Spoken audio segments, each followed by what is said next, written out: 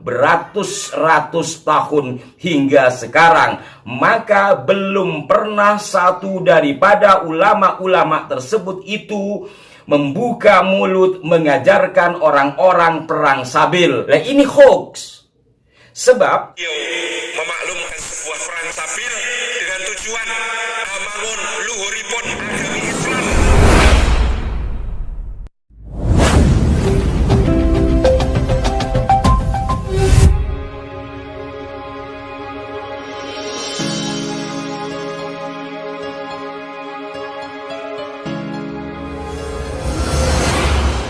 Setelah mengulas persoalan geger Cilegon dan tragedi di Bekasi, Habib Utsman di sini menulis bahwa hanya itu perbuatan menjatuhkan kecelakaan atas diri dan atas orang. Maka dari karena itu tiada sekali-kali yang buka mulut di dalam perkara perang sabil oleh beberapa banyak ulama yang besar-besar lagi wara dari bangsa Arab yang datang ke tanah Jawa, dan beberapa banyak pula ulama dari bangsa Jawa dan Melayu dari zaman dahulu beratus-ratus tahun hingga sekarang. Maka belum pernah satu daripada ulama-ulama tersebut itu membuka mulut mengajarkan orang-orang perang sabil. Ini hoax. Sebab ketika Puri Tegalrejo ini hancur dan terbakar, dan tidak ada yang membuat beliau meneteskan air mata selain terbakarnya masjid yang beliau sangat cintai,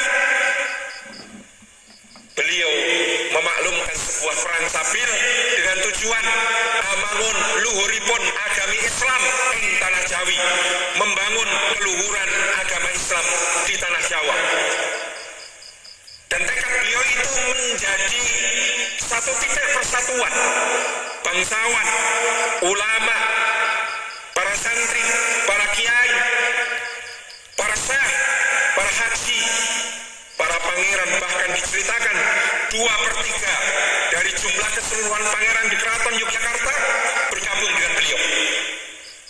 Persatuan antara kaum bangsawan, ulama, santri, bahkan rakyat abangan, bahkan yang disebut di dalam babat wong-wong Durjono, para preman desa bergabung dalam perjuangan beliau.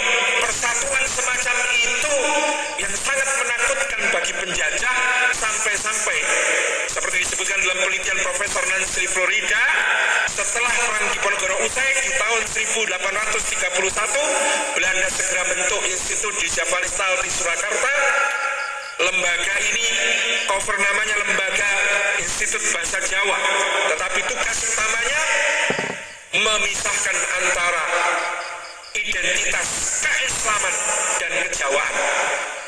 Propagandanya, kalau kamu Islam, kamu sudah bukan Jawa. Kalau kamu Jawa, kamu tidak bisa jadi Islam sepenuhnya. Dan propaganda itu terus-menerus dikobarkan oleh Institut di Javanistal di Surakarta dengan dasar jangan sampai ada Diponegoro kedua yang bisa mempersatukan rakyat. Sehingga pada tahun 1880 misalnya terbit serat Babat Kediri, Suluk Darmo Gandul, serat Gartoloco. Semua isinya nadanya sama, yaitu mengolok-olok para wali, mengolok-olok para ulama, mengangkat-ngangkat budaya-budaya lama, ajaran-ajaran lama sebagai ajaran yang lebih adiluhung daripada Islam itu sendiri. Padahal keberhasilan Pangeran Diponegoro mempersatukan inilah yang paling ditakuti oleh penjajah. Maka menjadi kepentingan penjajah untuk memisah-misah rakyat Nusantara yang beridentitas Islam, dicegah supaya tidak lagi merasa Jawa.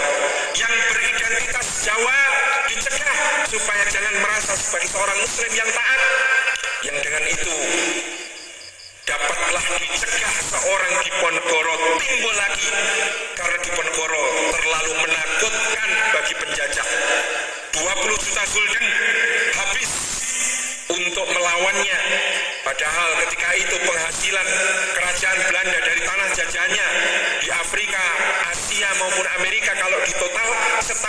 2 juta gulden. Artinya pendapatan 10 tahun digunakan untuk 5 tahun melawan Diponegoro. 15.000 serdadu Belanda tewas. Dan perang besar ini membangkrutkan kerajaan Belanda sampai tidak mampu mencegah disintegrasi di dalam negaranya sendiri, sehingga muncullah negara Belanda Selatan yang hari ini kita sebut Belgia. Negara Belgia berutang kepada Pangeran Diponegoro karena tanpa perang Jawa Belgia tidak akan merdeka.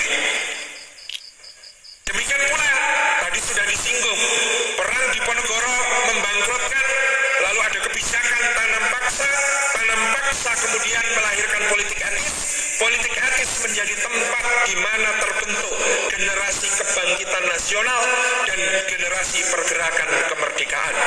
Selain itu, sumbangsi Pangeran Diponegoro banyak sekali kepada seluruh bangsa ini, termasuk bagaimana para pelarian prajurit-prajurit Diponegoro menjadi pendiri-pendiri desa-desa yang membentang antara Kertosono di timur sampai Banyumas di barat, dari Bantul di selatan sampai Tegal dan Semarang di utara.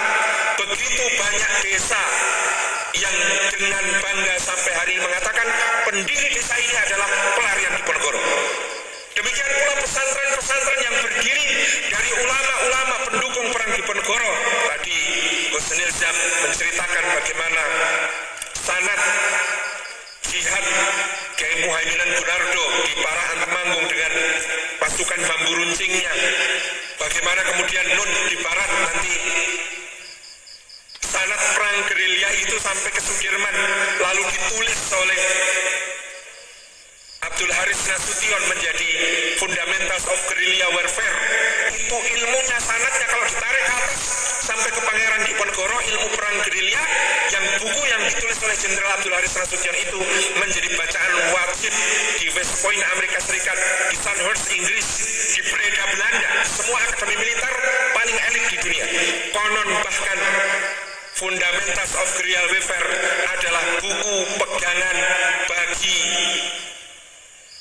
Ketua Mao di Cina dalam gerilya Partai Komunis Kung Chantang mendirikan Republik Rakyat Tiongkok, dan bahkan menjadi buku pegangan Ho Chi Minh di Vietnam dalam melawan invasi Amerika dan menang, sehingga Amerika bikin film Rambo untuk menunjukkan bahwa dia tidak kalah, padahal ya kalah.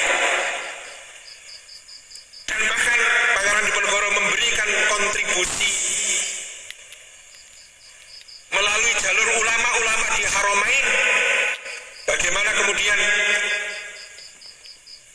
Syekh Muhammad Nawawi Al-Bantani itu dari Tanara, leluhur dari mantan wakil presiden kita Ki Haji Ma'ruf Amin, adalah orang yang menyingkir ke barat setelah perang Diponegoro usai karena tekanan luar biasa kepada para ulama. Lalu dari beliau muncul ulama-ulama berikutnya, dari Syekh Mahfud At-Tarmasi sampai Syekh Ahmad Khatib Al-Minangkabawi yang menjadi guru dari para bapak dan guru bangsa, H.O.S. Dr. Aminoto, Ki Haji Ahmad Dahlan, Hadratus Syekh Hasyim Asy'ari, semua tiba di Jawa kembali.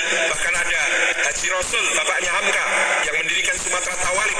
Semuanya bermula dari ulama-ulama Haramain yang kemudian mengajarkan cinta tanah air, jihad fisabilillah sejak masa Syekh Abdul Somad Al-Falimbani yang punya murid Syekh Daud Al-Fatani, yang Syekh Daud Al-Fatani punya murid Syekh Khatib Sambas, Syekh Khatib Sambas punya murid Syekh Muhammad Nawawi Al-Jawi Al-Bantani. Semuanya terhubung sebagai sumbangsi Pangeran Diponegoro yang luar biasa dalam perjuangan